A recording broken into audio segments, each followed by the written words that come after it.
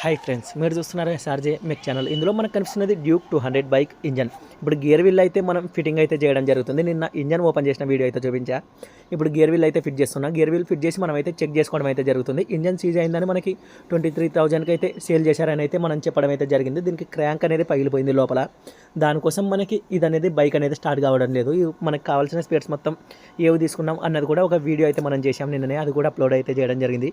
చూడని వాళ్ళు ఎవరైనా ఉంటే అందులో అయితే చూడొచ్చు. ఇప్పుడు గేర్ వీల్ మనం ఫిట్ చేసి గేర్లు పడుతున్నాయా లేదా అని అయితే పర్ఫెక్ట్గా చెక్ చేసుకుంటున్నాం. ఎందుకంటే మా సెంటర్ ఛాంబర్ కాబట్టి 1-2 సార్లు చెక్ చేసుకోవాలి గేర్లు పడుతున్నాయా లేదా అని. దీనికైతే సెంటర్ ప్యాకింగ్ అయితే ఉంటుంది. మనకి ఎన్ఎస్ వాటికి అయితే యూనికాన్ కానీ వీటికి సెంటర్ ప్యాకింగ్ అయితే ఉండదు. కేటీఎం బైక్లకు అయితే కంపల్సరీ సెంటర్ ప్యాకింగ్ అన్నది అయితే ఉంటుంది. మీరు అయితే కంపల్సరీగా గుర్తుపెట్టుకోండి. మనకి నార్మల్గా ఎన్ఎస్ బైక్లకి ఇవ్వడు కదా అన్నట్టు దీనికి కూడా ఇవ్వరు అని అయితే అనుకోకుండా దీనికి సెంటర్ ప్యాకింగ్ అయితే ఉంటుంది. మళ్ళీ అయితే చెప్తున్నా, ఎందుకంటే గుర్తుండాలనే ఉద్దేశంతో.